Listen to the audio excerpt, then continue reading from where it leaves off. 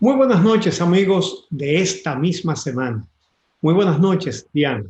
Muy buenas noches a todos. Varios temas a tratar esta semana. Tenemos que hablar sobre la vacunación, la ocupación hospitalaria, los fallecimientos por COVID y todo lo relacionado a la pandemia. También tenemos que irnos a la región para hablar de Nicaragua y de Perú, situaciones que tienen que ver con procesos electorales. Y por supuesto, un tema obligado de esta semana, la carta que el ex procurador Jean Alain Rodríguez le envió al presidente Luis Abinader y las reacciones de los señalados Ángel Rondón y Víctor Díaz Rúa. Y, por supuesto, habemos defensor del pueblo. Asimismo, vamos a hablar sobre esa elección y también sobre las declaraciones virales esta semana del regidor de Higüey, Leonte Torres. Esos son los temas de esta semana. Regresamos de inmediato con este contenido.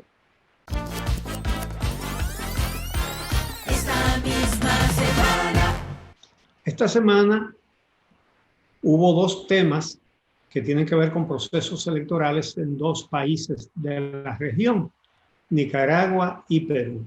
Bueno, en Perú se hicieron las elecciones, no pudieron haber sido más apretadas, pero Pedro Castillo, un campesino izquierdista, venció a Keiko Fujimori de la derecha, que fracasa una vez más por poco margen, porque ella perdió de Kuczynski también por escasísimo margen. Bueno, para que se hagan una idea de cómo quedó el conteo final ya cuando todas las actas fueron revisadas, Pedro Castillo 50.17% y Keiko Fujimori 49.82%. La diferencia, 69,000 votos.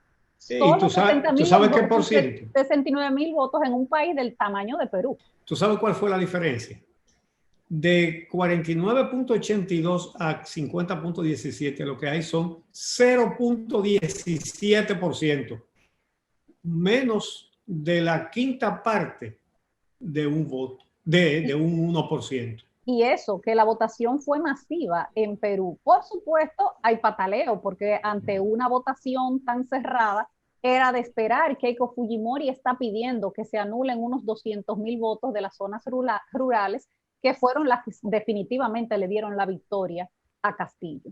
Eso no parece tener más significación que la de un pataleo. Así que... Pero en medio de todo eso, otra vez la fiscalía sigue la persecución a Keiko Fujimori por las acusaciones del caso de Brecht. Exactamente, por aceptar sobornos. Y ya tramitándose una orden de prisión. Parece que no quisieron hacerlo antes de las elecciones para no contaminar el proceso. Ahora, eso ya parece que es definitivo. Sí. Pero por otro lado, en Nicaragua, donde las elecciones son dentro de 5 meses, Daniel Ortega sigue buscando o va a buscar su cuarto mandato, tercero consecutivo. Y la forma en que él está combatiendo a la oposición es trancando, encarcelando, arrestando a los candidatos de la oposición. Sí, a los líderes opositores. De hecho, en las últimas 2 semanas son 4 los precandidatos que han sido arrestados por el gobierno de Ortega, incluyendo la que lidera las encuestas, Cristiana Chamorro. Y todo esto basado en unas leyes que él se hizo aprobar recientemente, en diciembre, para poder encarcelar a sus opositores, acusándolos de traición y de traición a la patria y conspirar con potencias extranjeras y demás, pero la realidad es que Daniel Ortega está buscando quedarse por un cuarto periodo y está encarcelando a todos los que van a ser sus competidores dentro de 5 meses en las elecciones presidenciales para que no puedan competir. Para comenzar, hay que decir que ellos no pueden hacer campaña. Por ejemplo, a Félix Maradiaga lo arrestaron saliendo de su casa a un meeting y lo agarraron y lo devolvieron a la casa y le dijeron: usted está bajo prisión domiciliaria, usted no puede salir. Un candidato que iba para un meeting. La verdad es que en Nicaragua el movimiento sandinista derrocó a una de las peores dictaduras de la región, la dictadura de los Somozas.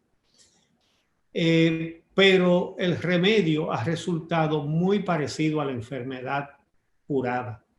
Bueno, entonces, de hecho, la gran mayoría de los organismos internacionales se han pronunciado sobre lo que está sucediendo en Nicaragua con la persecución a los líderes opositores, como la Organización de las Naciones Unidas, la OEA, la Corte Interamericana de los Derechos Humanos, Human Rights Watch, pidiendo la liberación inmediata de los opositores a Daniel Ortega, porque ¿en qué mamotreto de elecciones es que él va a participar con todos los precandidatos arrestados? Tú sabes que todos los dictadores privan en nacionalistas cuando se trata de hablar de derechos humanos. Y dicen que es un intervencionismo, que es una intromisión. Bueno, mire, sí, se interviene cuando un gobierno viola los derechos de ciudadanos. Se interviene regularmente con denuncias internacionales. Y lo que no se trata es de una agresión contra el país, sino de una defensa justamente de sus pobladores. Bueno, hubo incluso un pronunciamiento del canciller dominicano. Sí, que levantó roncha en Nicaragua. Sí, pero antes de llegar ahí, quiero señalar esto porque hay que tener claro estos conceptos.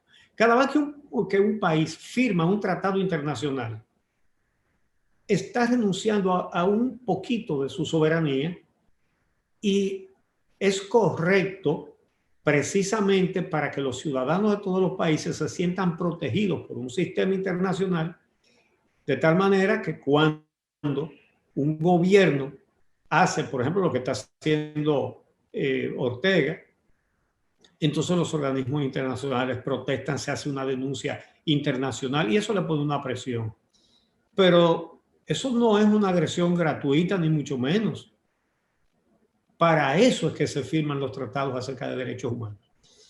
Entonces, Daniel Ortega, buscando su cuarto periodo, tiene una forma muy bonita de garantizar su éxito electoral, meter preso a los candidatos. No pueden ir a hacer mítines ni nada de eso.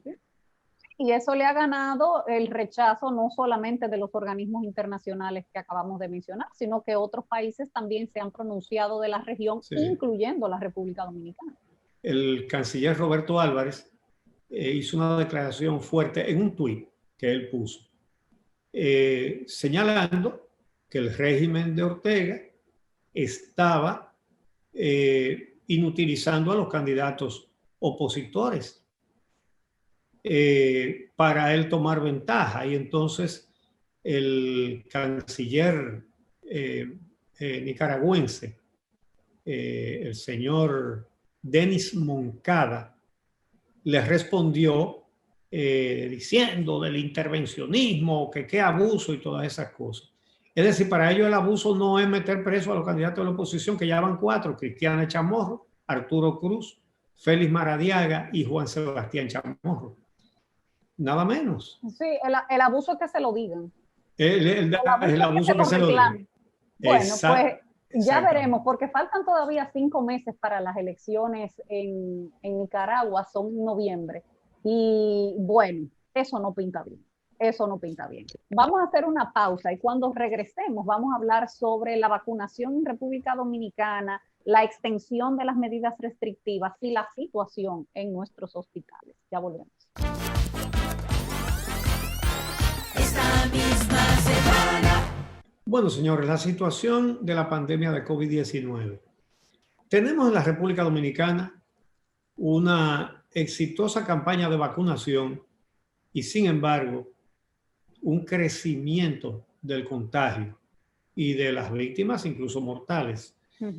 En Chile pasó algo parecido, que teniendo una exitosa campaña de vacunación, la situación se extremó y se vieron la necesidad de tomar medidas mucho más restrictivas para mantener a los ciudadanos alejados. De hecho, esta semana hubo que extender las medidas que se habían dictado la semana anterior y que se suponía eran solo por 7 días, se ha extendido por una semana más porque los indicadores siguen muy altos, sigue muy alta, por encima del 70% la ocupación de unidades de cuidados intensivos, la positividad casi todos los días por encima de 20 y los fallecimientos, que de hecho esta semana Epidemiología y el Ministerio de Salud admitieron los retrasos en los reportes de fallecimientos, admitieron que tenían más de un mes de retraso y por eso hemos visto que esta semana, cuando se han estado poniendo al día con esos retrasos, tenemos más de 50 muertos reportados.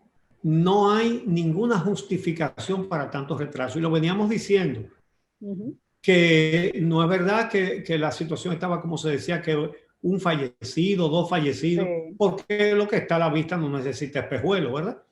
Y las familias buscando cama, buscando unidades de cuidados intensivos, buscando respiradores automáticos y no encontrándolos muchos de ellos y muriendo muchos de ellos.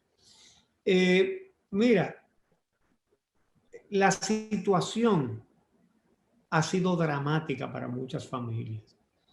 Por ejemplo, está el caso de un hombre de 37 años que estaba en el hospital Teófilo Hernández del Ceibo, donde él no se sentía bien atendido. Con ayuda de sus familiares, se escapó del hospital y llegó a otro hospital en La Romana, donde fue ingresado, pero ahí se murió.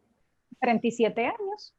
Sí. 37 años, porque esa es una de las particularidades que estamos viendo en esta tercera ola, gente mucho más joven falleciendo de COVID-19. Y eso, las explicaciones que nos han dado es debido a las variantes que están circulando en el país, la británica y la brasileña. Sin embargo, también a las imprudencias de la gente también. Sí, claro, también a la imprudencia de la gente, pero sin duda estas variantes son más contagiosas y más agresivas. Y uno se pregunta, y es una de las críticas que han estado haciendo epidemiólogos y conocedores del sector salud y médicos a las autoridades, ¿cómo se va a evitar que entren otras variantes al país si seguimos sin pedir prueba a todo el que llega? Nuestras fronteras están abiertas para todo el que llega sin pedirle nada, y entonces en aras de la recuperación del turismo, aquí puede entrar la variante de India también, que es todavía mucho más agresiva. Lo cual terminaría perjudicando más al turismo. Claro, por supuesto. Eso de 2 más 2 son 4. Mira, la verdad es que no se justifica, primero, el retraso en las estadísticas. ¿Con qué es que lo cuentan? Con ábaco. Si fuera con ábaco chino, la bolita esa, ¿verdad? Que también se le da a los niñitos como un juguetico. Si lo contaran con ábaco, lo pudieran tener las cifras al día.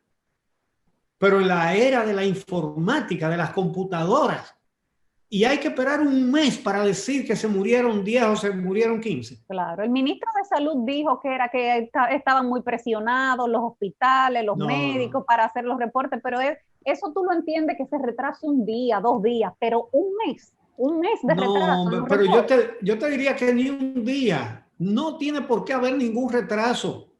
Estamos en la era de las computadoras, de la informática. No, y sobre todo que la mayoría de los pacientes COVID se están atendiendo en 4 centros.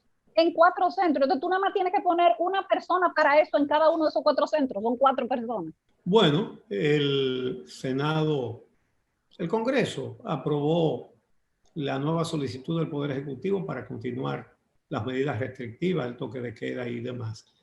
Y en contraste con esa situación, se volvió a romper el récord de más vacunados en un solo día. El miércoles fueron 235.064 vacunados. Es el día que más se han vacunado aquí en el país. Sí. Rompiendo un récord del día anterior. Sí. El martes fueron 219.970 y el miércoles 235.064.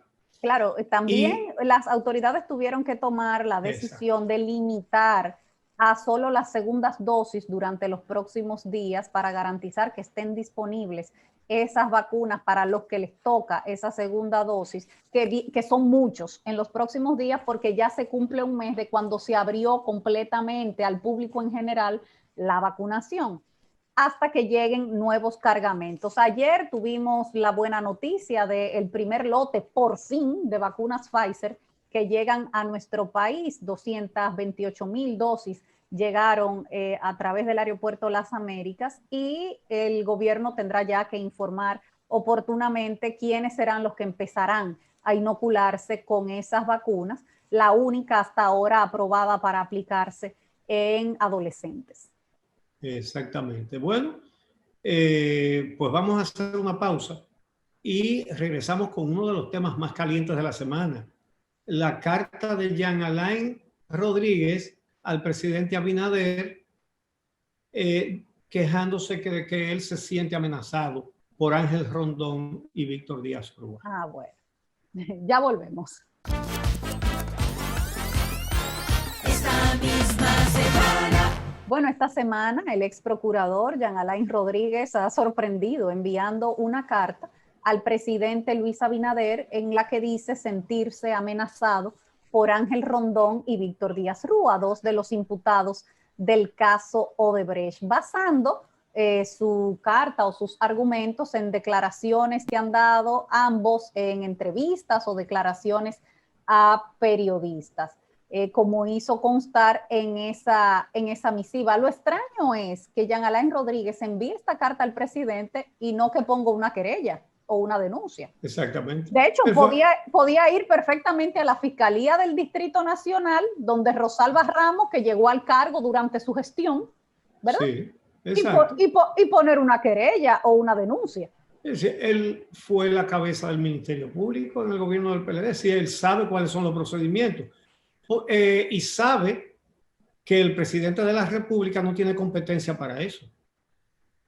El presidente no es procurador, ni es como cuando él lo era, que el presidente le da órdenes al procurador. Sí, claro. Él dice Sí. en su carta que no lo reportaba a la procuradora porque ella se había inhibido del caso Odebrecht, pero la verdad es que no le puede pedir absolutamente nada a Miriam Germán Brito después de lo que le hizo. No, y si no le hubiera hecho nada tampoco.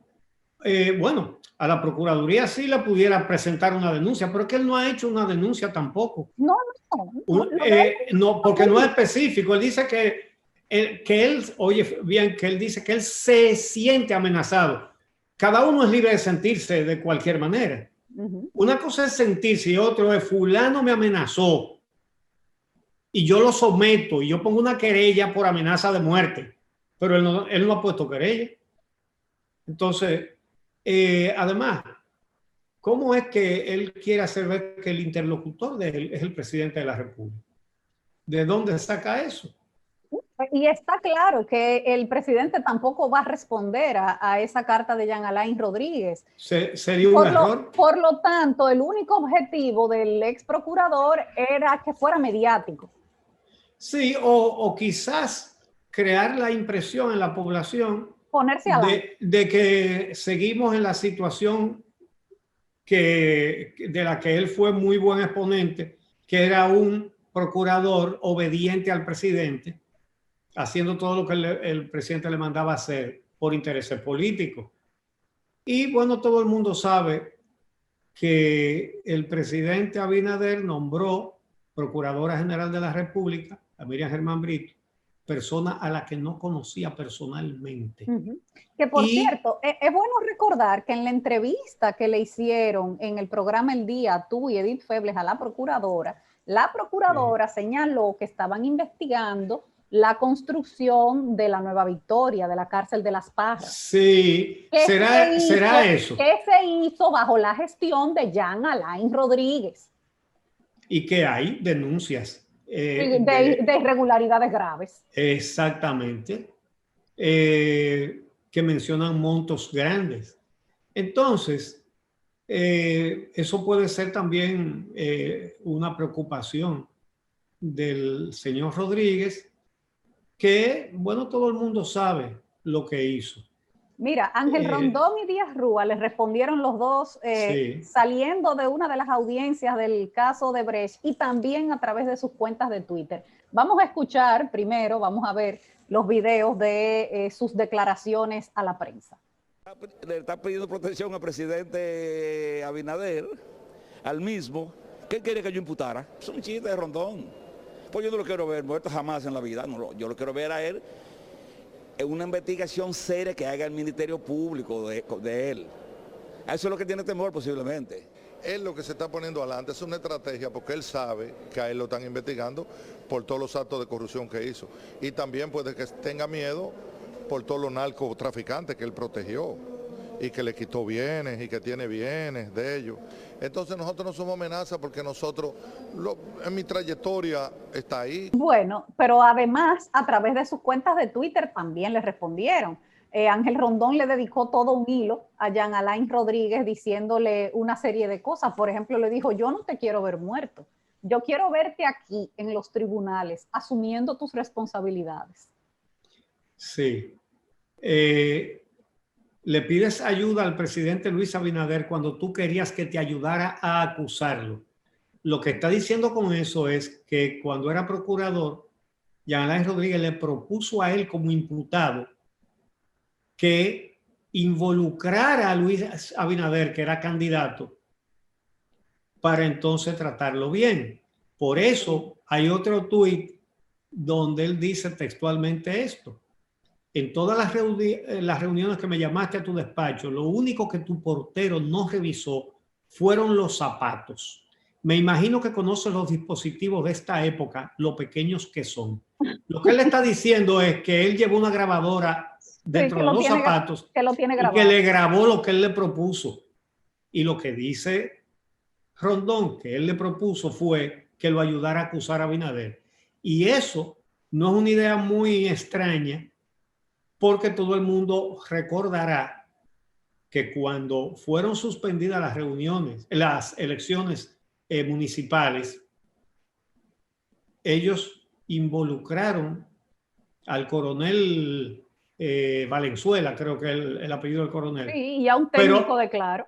Pero sí, pero le pusieron en el expediente para referirse a él, el coronel Abinader, y lo repitieron como 20 veces. Claro, el coronel Abinader dijo tal cosa. Una rueda de prensa para eso. El coronel Abinader, es decir, había una maniobra bastante burda, realmente, para tratar de involucrar a Abinader y culparlo de la suspensión de las elecciones. El que se siente amenazado ahora, fue sí, el que enfrentó a expedientes falsos para acusar de una supuesta trama para acabar con las elecciones, para boicotear las elecciones. Entonces que ahora le pide al presidente que intervenga. No fue el único Ángel Rondón que respondió por Twitter, también Víctor Díaz Rúa le escribió a través de su cuenta: cuando uno tiene muchas maldades y actos de corrupción y eres un cobarde, es lógico tener miedo, pero no de mí, no es mi estilo. No perseguí ni le hice daño a nadie para quitarles contratos. Por mi parte, duerme tranquilo. Esperaré que la justicia te toque. Otro que le respondió también fue Andrés Bautista, diciendo que es normal que Jean Alain Rodríguez tenga miedo, dice él, y lo calificó, le dedicó varios piropos. Vamos a escucharlo. Bueno, sí. Hoy está lleno de miedo. Pero no es miedo porque le vayan a hacer físicamente nada. Es miedo porque él sabe que tiene que purgar las vagabunderías y los daños y las maldades que hizo. Y el que ha hecho maldades, que ha usado el poder para dañar, tiene que tener miedo cuando es cobarde, porque eso lo hacen los cobardes. Eso es lo que tiene. Miedo por cobarde que es, por perverso que es, por siniestro que es. Bueno, ahora se están acusando uno a otro, lo cual no convierte en héroe a ninguno, ¿eh? A ninguno. Exacto. Absolutamente. Sí. No es que Rondón se reivindica con eso, ni Díaz Rúa, para nada, para nada. Pero definitivamente hay miedo, y yo creo que el miedo, sí, más que a una amenaza de muerte, es al resultado que pueda tener en la justicia una investigación seria y bien hecha. Así mismo es. Bueno, vamos a hacer la pausa y regresamos con dos temas muy importantes. Primero vamos a tratar el caso del regidor de Higüey, Leonte Torres, de la Fuerza Nacional Progresista, quien revela su concepto y su práctica de hacer política. Si me dan 5 millones para probar una cosa, yo lo cojo, dice él. ¿Cuál es el problema de eso? Dice él. Pero después dice que le editaron el video y ya veremos si se lo editaron. Y entonces está la elección del defensor del pueblo. Que por fin tenemos. Así que ¿Cuándo regresemos? Vamos a la pausa.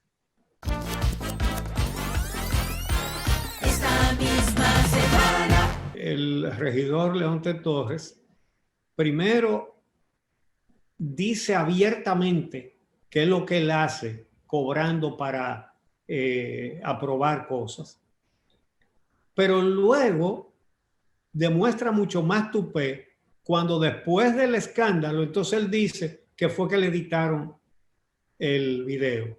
Bueno, mira, yo que vi el pedazo que se hizo viral y luego vi el video completo, después de ver el video completo me pareció todavía peor. Claro. Entonces, observen, amigos, si hay edición en ese video, saltos, imágenes para insertar ni nada de eso. Es él en un programa que lo vio todo igual. Todo el mundo sabe que el político cuando llega a una posición, si puede buscarse un par de pesos con esa posición, se lo va a buscar. Pero ¿y cuál es el problema? Eso no es escondido. Pero yo lo que quiero que uno me diga. Bueno, y lo que él hace es desnudar las prácticas que se dan en nuestros ayuntamientos. Uno se pregunta, ¿por qué que prósperos empresarios quieren ser regidores? Ajá. ¿Por qué? ¿Para qué? Por eso que ustedes acaban de escuchar, por eso mismo. Bueno, por otro lado, esta semana ya finalmente el Senado ha escogido al defensor del pueblo. Fue un parto, ¿eh? Fue un parto de hipopótamo trillizo, pero tenemos defensor del pueblo y la persona escogida era realmente la única que se podía escoger de la terna que se había sometido. Le pusieron al lado a 2 cuadros políticos.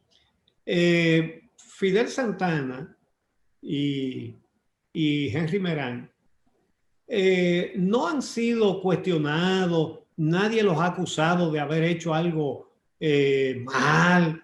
Es simplemente que son políticos y los cargos donde hay que atender a la población deben estar libres de ese tipo de vínculos. Ellos los dos, como políticos, podían ser legisladores, por ejemplo, y lo fueron los dos. Y nadie les ha criticado su actuación como legisladores, pero para esto no eran convenientes. Además, la ley lo dice de manera explícita, que el defensor del pueblo no puede ser una persona... pero que aquí se ha establecido como una práctica en el pasado que para optar a esos cargos donde no se puede pertenecer a un partido, yo renuncio 2 semanas antes y ya, di que yo soy independiente. Exactamente, pero lo peor es la pataleta de la Fuerza del Pueblo. Que quería más Henry Merán. Sí, porque era un candidato de ellos. El senador Dionis Sánchez, bravo porque no lo eligieron, diciendo que solamente porque ha hecho carrera política. No solamente no, eso no es incompatible con la función. Y lo que muestra es que el doctor Leonel Fernández, que fue el que en el 2010 hizo una constitución para él llenar de cuadros políticos la justicia penal, la justicia civil, la justicia electoral, la Cámara de Cuentas y todos los órganos, no se arrepiente de haberlo hecho, a pesar de haber visto a todo un pueblo en la calle reclamando justicia independiente. Es decir, insiste en lo mismo. Eso es prácticamente una promesa electoral que va a ser lo mismo que hizo antes. Y que no se dan cuenta. Sí, lo eligen. Que se quedaron atrás, que ya eso no se va a aguantar. Seguro. O sea, miren cómo los ojos de este país han estado encima de la elección de la Junta Central Electoral, de la elección de la Cámara de Cuentas, de la elección de los jueces para el Tribunal Constitucional y ahora encima del defensor del pueblo también. No es como hace 8 años, como hace 12, como hace 20, que ellos ponían a su gente ahí y era un reparto como un bizcocho y esta sociedad no reaccionaba. Ya esta sociedad reacciona y pretender seguir con las mismas prácticas es confesar que usted es un dinosaurio político. Sí, Entonces, en la Procuraduría, en la Suprema, en la Cámara de Cuentas, en todos esos organismos, no se surtían de profesionales por su capacidad ni nada de eso. Era del Comité Central. claro. Y eso produjo lo que sufrió la sociedad dominicana durante esos 20 años, con una impunidad absoluta para la corrupción. Entonces, y de eso mira, fue que este pueblo se hartó y parece que ellos no se han enterado de eso. Mira, Fidel Santana también reaccionó a la elección de Pablo Ulloa como defensor del pueblo. Vamos a escuchar lo que él dijo. Pienso que el Congreso ha hecho lo que la Constitución le ordena y ha hecho una escogencia libérrima. Por tanto, solo tengo como mensaje felicitar a esta persona y desear que haga una gestión que potencie ese órgano en defensa de los derechos de las personas. Bueno, y mira, por más cualidades que pueda tener Fidel Santana, él apoyó al presidente Luis Abinader en la campaña electoral. Su partido fue de aliado al del presidente y el defensor del pueblo tiene que defender a los ciudadanos, incluso contra el gobierno.